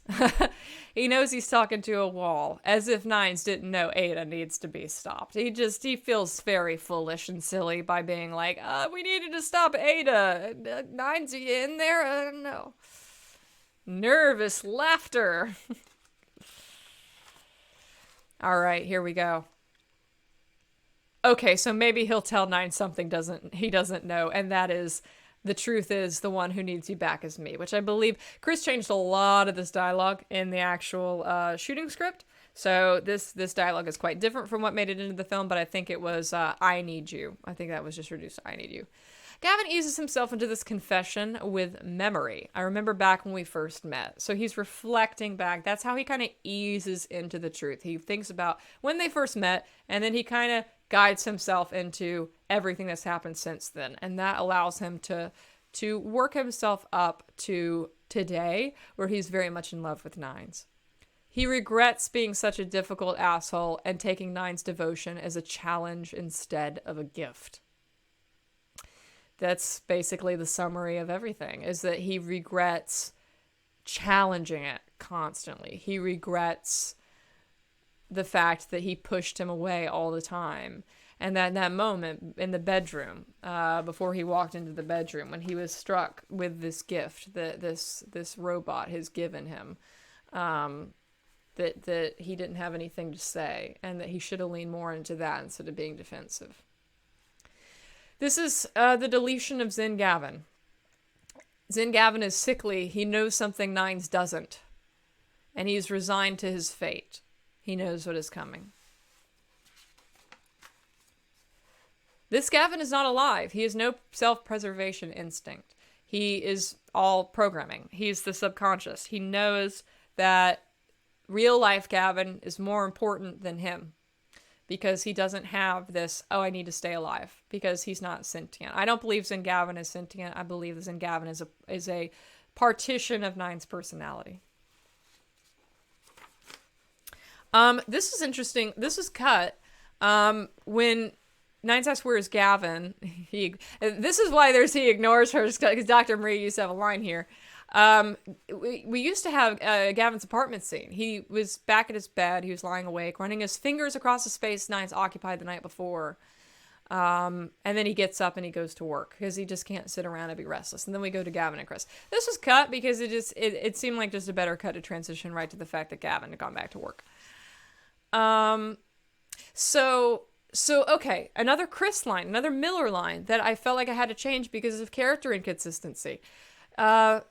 His line in the film is, I know you want to find Nines, but maybe we should just wait for Cyberlife to figure it out. This better be important. I've been awake since 6 a.m. yesterday. I've got 3 beers in me. I feel like this is just very mean for Chris Miller. Chris Miller's a very kind person, and he would be concerned about Nines. Nines is in a coma. Nines is his best friend. So I changed it to be more concerned about Nines. This just seems too blunt. This just seems too just out of character, just quite frankly. So this is a chance for the breakdown to catch something like that and be like, we're gonna revise this to be concerned about Nines instead. Gavin is manically overthinking to avoid dwelling on his pain. He is cycling through theories. He's just going through everything. He's frustrated. Then they have this conversation. All right. Then the kiss. All right. This is cute. Distracting yourself with work at 2 a.m. Now I know you miss me. You undead asshole. They're bleeding sincerity, the both of them.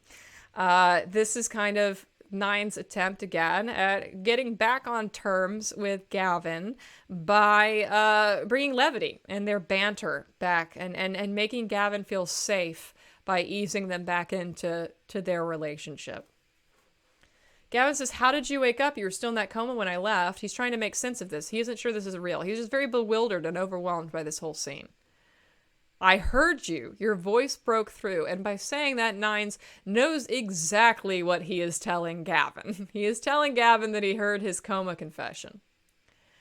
Gavin says, fuck, it's real. He can't take it back. Maybe he doesn't want to. Maybe if any time is going to be the time, maybe now is the time, because he is stuck. He is trapped in the reality that Nines heard him confess all that shit, and he can't dodge it. He can't be like, I didn't mean, I meant that in a friend way. Just really good friend. I was just upset. I was caught up in the moment. I didn't mean any of that. He takes another step forward. This time Gavin remains rooted in place. He leans just slightly towards Nines as if wanting to embrace him, but stopping himself. Nines absolutely lives to see Gavin flustered when he says, a force you can't live without. Nine says, I hate you. God damn it, Nines, you're torturing me. Either kiss me or put me out of my misery. And Nine says, you love me. And of course they kiss. They kiss. Kiss me or stab me. That's basically his emotion. All right, so this is cute. Where the hell did you learn how to do that? He can only laugh manically because holy shit, did they just do that? Nines, I'm the most advanced android ever made, detective. He's relieved to not be rejected or bad at kissing because that was his first one. Gavin, you're such a fucking prick. It takes one to know one. Nines' safety and his predictable arrogance is that in a nutshell. This is us always. I love that.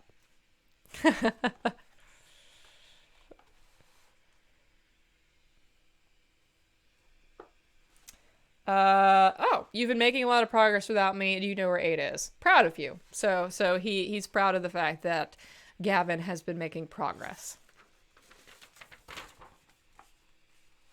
How funny would it be if that whole scene was ruined by Nines not knowing how to kiss? I don't know. Probably very funny. All right, so this is in front of the car. Quiet, reflective, determined. They're negotiating the fact that they want to take down Ada.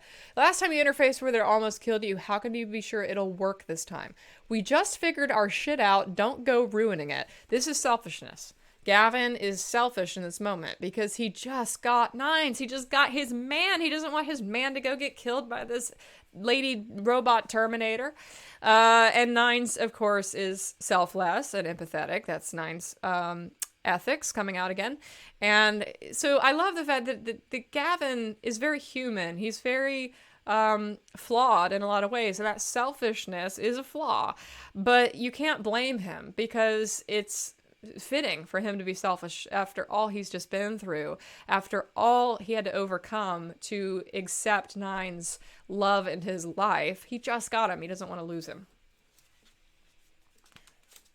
And I also think it's clear when he says, how can you be sure it'll work this time? You know, he's not like doubting Nine's theory. He's not doubting Nine's capability. He's just coming from a place of selfishness. He's just coming from a place of worry. All right, and then we get to the final scene. Now, you guys know that we changed a lot of this dialogue in the shooting process. Like, literally, before we shot this, we sat down, we changed all this dialogue. There was a lot of dialogue in here about Nine's body, like, not being sexually compatible and stuff. I decided to change that because I didn't want his asexuality to be completely tied to his body. I wanted to make it very clear through the narrative that the asexuality is internal. It doesn't matter if he changed his body, he would still be asexual. And I thought that by focusing too much on his body, people would get confused about that. So there's going to be references in this to, like, body stuff. That obviously got changed in the final version of the script because it wasn't as thoughtful, I think. And it never sat right with me. That's just one of those things where, like, I wrote it, and I know it wasn't right, but I couldn't think of how to phrase it better. And it wasn't until I sat down with Chris and Maximilian, and man, we grinded for like half an hour trying to get that dialogue just right. And we threw out all kinds of lines at each other, rejected a bunch of stuff. Like, it was the hardest rewrite that I've had to do in any scene in the film, because just finding that right way to phrase the concepts that I was trying to get across was very, very difficult. So this is an earlier draft. But so Gavin says, we survived like always. I think I'll be okay as long as I've got a Terminator looking out for me. He's now confident enough in their relationship to openly flirt, but not confident enough to not immediately shrink at the first sign of rejection. So immediately when Nines is like, we need to talk, Gavin's just like, oh, buyer's remorse. Heard that one before. You obviously don't love me. I have no self-confidence. Nines is just like, of course not. If anything, I worry you haven't thought about being with me. He's quick to reassure Gavin that it's not about him, that it's not buyer's remorse, but he is still sad about this because this is his own insecurities coming out. Gavin thinks the idea of downsides of being with Nines is stupid. He's incredulous. This is a perfect robot. Pa. Nines is awkward and hesitant, not sure how to put the concept that he's trying to get across. This concept that he's trying to, like, he's trying to tell Gavin that they can't have sex, or at least they can't have sex in a traditional human way, and that he can't feel the sexual attraction, that there's something in regards to that part of their relationship that will not be like a typical human relationship, or a human allosexual relationship, I should say, because asexuals are also human. We are also human beings. And so he's very awkward. Gavin just incredulous that this would ever be a thing that Nines would be worried about. He could laugh. It's such a non-issue. He is relieved in this monologue that they are still okay, because he comes into this conversation thinking that Nines is going to be like, hey, I'm having second thoughts about being with you, Gavin. You're just too much of a handful. I didn't mean that kiss. And when Nines comes in with, we can't have sex as much, or I don't know if we can have sex, or sex isn't going to be a big thing for us, Gavin is just like, are you kidding me? Like, that's what you're worried about? Really? That's what you're worried about? Okay, fine. Nines, I just want to be complete for you. He's still a bit sad. Can he ever be as content as he is? And Gavin reassures him, you've been a whole person since the day you woke up. And Gavin still has that insecurity that he's the one who can't scrounge together enough parts of himself to function. He's still self-deprecating. But Nines says, you're more than enough to me. A lot more than that was this original line, but I like you're more than enough to me much better. You have the interface. Why does this happen sometimes with your skin? Not creeped out, just curious. And Nines is a little self-conscious of this because he knows it's a little odd that his skin retracts. But it's sweet. Nines is reflective and piecing his thoughts together. This summarizes his entire arc. A while ago, you said I needed to figure out what I wanted. I didn't want to be a hunter or a killer. I wanted to protect people, protect you. I meant what I said. I'm not going anywhere. His whole arc with Gavin comes to that line. I'm not going anywhere. Because it takes him a while. That was the insecurity that Gavin had in the stakeout scene. That he was afraid that somebody would leave him as soon as things got bad. And that's what Nines has to say. That's Nines' love language, so to speak, for Gavin, is saying, I'm not going anywhere. Because it's the thing that Gavin most needs to hear from somebody who loves him. And then they kiss. And it's very sweet. Originally, his hands were going to interface when they're on Gavin's face, but that VFX didn't work out. But I think that, additionally, this is a callback to Detroit Awakening. A callback to the fact that Nines tells him you need to figure out, or Gavin tells him you need to figure out what you want. That's the whole lesson that Gavin teaches Nines at the end of Detroit Awakening. That is more of an awakening than actually being awoken as a deviant. Like, that was his aha moment. And that was the moment that balcony conversation changed the course of Nines' entire life. Because it changed how he sees himself. It changed how he approaches his deviancy. It changed how he approaches his humanity and his sentience. And he has carried that with him. He's carried Gavin's words with him. This entire time. And so it's funny that Gavin is kind of reaping what he has sown in this entire script, because this is what he told Nines to do. All right, so that's the script. That's the script for Detroit Evolution. Broken down, director's breakdown, all of my notes. And this is the sort of stuff that I told the actors through the process of rehearsal. This is the sort of stuff I told the actors on set. And it has taken us almost 2 hours. I have a couple minutes left, so I can show you a couple more things.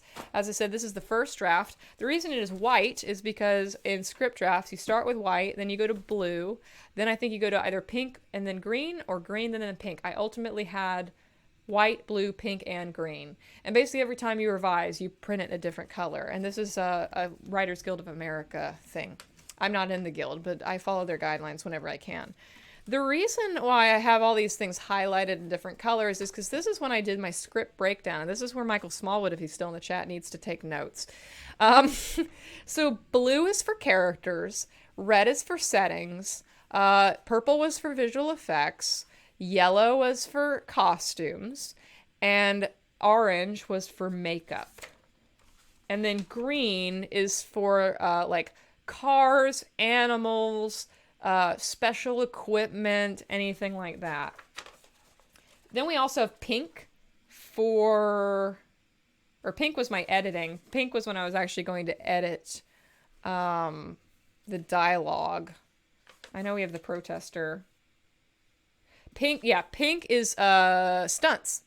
So these are all of the different things that you need to take into consideration in your script. You need to keep an eye on character, visual effects, costumes, makeup, settings, special equipment, and stunts. And if you do all that, you're probably going to cover most of it. And then once you have all your script broken down with all these highlights for every scene, so you can at a glance be like, all right, scene 8, we got Nines and Gavin. Those are our two characters. Orange or green was actually not special equipment. Green is props. Coffee, desk, sip, that means he actually has to have coffee in there. Computer, so set dressing and props, that kind of thing. Special equipment might have been like, actually, I think I did Post-its for that kind of thing. And so once you have broken down your whole script and you have all these different highlights, then what I do is I use a lot of Post-its. And I make this in a binder. Yeah. And so I have all these Post-its. So like hair and makeup, all in orange again. And every scene, I have a Post-it. And I name all these different makeup looks. So scene 1, Gavin, less circles under eyes and tired, includes scars, 9 standard. This is Zen Gavin's look, less circles. Scars, but not too tired, opening up the movie. But then once we get to we get later on in the script, he becomes more tired. He becomes Detroit Awakening tired. Wardrobe. Scene 1, casual dress Zen Garden. Scene 2 through 8, day 1 detective. Scene 9, stakeout outfit. Allows you to categorize all your different costumes. Props, vehicles, set dressing. We got Gavin's car, picket signs. We got mug, coffee, desk, computer. All the different scenes. You categorize. You take those highlights that you made and you put them all in Post-its per scene. So you can, at a glance, look at everything you need and make a database, basically, of all the stuff you need. All the VFX, all the LEDs for Nines and Ada, but you also have interfaces, all this other stuff.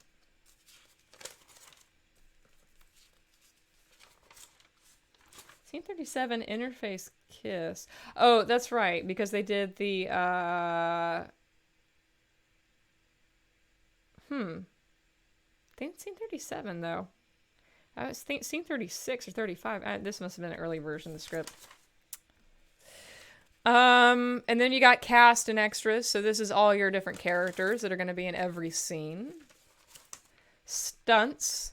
This is important for the stunt coordinator, Christian Brunetti, to basically send this to him and be like, this is all the stunts we have planned. So this is all the ideas that you have to work with. All the different locations. And other special miscellaneous things. Cat. that was one where it's like, okay, that's a prop, but it's like a special prop. And then these are like Nine's POV shots. So whenever I knew that I was going to have to do a visual effect later where it's like Nine's point of view looking at something, I would have to make a note that we needed to get that. And that's basically the script breakdown. And with the scheduling, once I have all that, and I do something very weird with production scheduling. Let me turn over this and do it this way so you can see a blank surface. So what I would do is every location in actual physical location, this is Jericho, for example. I would make this little card and I'd be like, okay, Jericho exterior, Jericho walk, Jericho car, Jericho lobby. This is the Parker scene. This is the opening scene where Gavin and Nines and Chris are talking in the car. This is the both of these are the protester scenes, and then this is all the Ada stuff. This is Ada's first office scene. where they meet Ada for the first time. This is the second scene where Gavin and Nines are kind of arguing. It's like the night Jericho scene. And this is the scene where they're arguing, like, this petulance. I know what this petulance is about. And Chris asks Ada to his promotion party. That's that scene. All of these are at Jericho. This is everything we had to shoot at Jericho. And basically, I was like, all right, if we do 2 hours of setup and we have a 30-minute meal, 30-minute lunch, and then during the setup, we also have a meal. We do breakfast, and then we do lunch, and then, you know, we're trying to fit this all into 12 to 13 hours because that's a standard work day. How much would this take? So 2 plus 1, so 3, 4, 5, 6, 7, 7.5, 8.5, 9.5, 10, 11, 12. And that comes to 12 hours. So this is a whole day. This is 12 hours at Jericho. This convinced me that I could do all of my Jericho stuff in one day, in one shoot day. We wouldn't have to go there more than once. And this also gives me an allotment for scheduling of, okay, how much time do we actually have to do each one of these scenes? We have to accomplish the protester stuff in 2 hours. We have to accomplish the Parker stuff in 90 minutes. We have 2 hours to do meeting Ada. We have 90 minutes to do the second Ada scene, and then we have an hour to do outside of it. And this is how you keep on a production schedule. It gets a little more tricky, though, when you have something like this, where you have the hospital stuff, which only adds up to 3, 4, 5, 6, 7, 8, 9, 10. So you have 10 hours at the hospital, and it's like, well, that's only 10 hours. That's kind of a waste of 2 hours of productivity that we could get to. So then we add in... especially because the Lotso Stakeout is a 2-hour shoot, and that's its only thing in that one location. So we would have to tack it on to a different day. So we do location, mood, and then loadout for an hour. So that's 11 hours, 12, 13, 14. So this is going to be a 14-hour day. With doing the stakeout and the hospital stuff at the same time. And the reason it's cool to have these in like different cards is for the actual scheduling of the days. Because it's like, okay, so we have 7 days and 7 like different shoot days. And some locations are available any day. And then some locations you can only like go on a Sunday or something.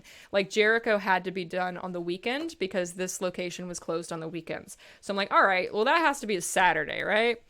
And then the other location that had to be done on a weekend was the DPD, because both of these were co-working spaces. So both of these had to be done on Saturday and Sunday. So I'm like, all right, that's going to be Saturday. That's going to be Sunday. What can be done on Monday? Well, we want to do our bar stuff on Monday because Monday nights are the least active at a bar. So that night has to be, where's my bar? Apartment. Alley attack. Okay. So, like, that's Monday. And then, like, Tuesday was our day off. And then, like, Wednesday was the only day they would let me do the Zen Garden. So, Wednesday is, like, here. And then you have, like, your 3 other days that you, like, move around on either side of those. So, this is a really cool way to do production scheduling because it allows you to, like, you'll make a day, right? Like, you'll make, okay, this is going to be my Jericho day, but you can move that around your 7-day shoot window wherever you need to put it. And I will always do that for production scheduling a feature for this point now because this was really helpful. But yeah, I think that's it for today. Thank you for joining me for this. This was a lot of fun. I haven't revisited this breakdown since today, so it's been like a year since I looked at it. So this is fun. But yeah, I think that this was really, I hope this is eye-opening about, what the thought process was and the writing process and also the thought process and the directing process and everything like that. I saw Michael said something, but I lost it. Michael says, or both. You can be a hero and a villain. Oh yes, Michael has a very good script about villainry and superheroing that one day I hope you all... Actually, you'll get to hear it. Retcon or Villain is being performed by Pure Theater, live reading next month in August. So follow Pure Theater and get to hear one of Michael Smallwood's scripts being read aloud. I will definitely be tuning in because it's much easier for me to listen to it being performed than to read it at this point because I have such attention issues, which I'm gonna go treat now that I'm done with my streams for the weekend. August 14th. Thank you, Michael. Definitely, yeah, follow Pure Theater. I believe that's their Instagram handle. August 14th, you can listen to a live reading of Retcon or Villain. Thank you all for joining me. This week we will have Apu on Monday. It's the Synths trailer reveal, so definitely come to that. Come see the first look at Seven Deadly Sins, the trailer for Seven Deadly Sins. It's going to be a really, really active, awesome stream, I think. And then on Tuesday, I'll be continuing The Last of Us. We're in the end game, but I'm not quite at the finale yet. On Thursday, I think we're going to be doing Mario Kart. I think we're going back to the racing game, so we're going to go to Mario Kart. We might be pulling in fan participation as well. Let me know if you guys are interested in that. If you have Mario Kart, if maybe we can do some races with fans, we'll see. And then next Saturday for this time slot, I am not sure about this yet, but I'm in talks with Brett Mullen to maybe do a cinematography screen. I don't know if he's available next Saturday. If not, we'll do something else. But he's interested in coming on the stream and talking about the cinematography of Detroit Evolution. So I'm really excited to have him. I hope that we're in talks. We'll figure out one weekend in the next few weeks. I just don't know when his availability will work out. So yeah, Brett, he's awesome. I'm really excited to introduce you guys to him and to talk about the lovely cinematography of Detroit Evolution. It is long overdue, I believe. But yeah, so anyway, thanks so much for joining me today. As always, stay great, hydrate, and have a happy time zone.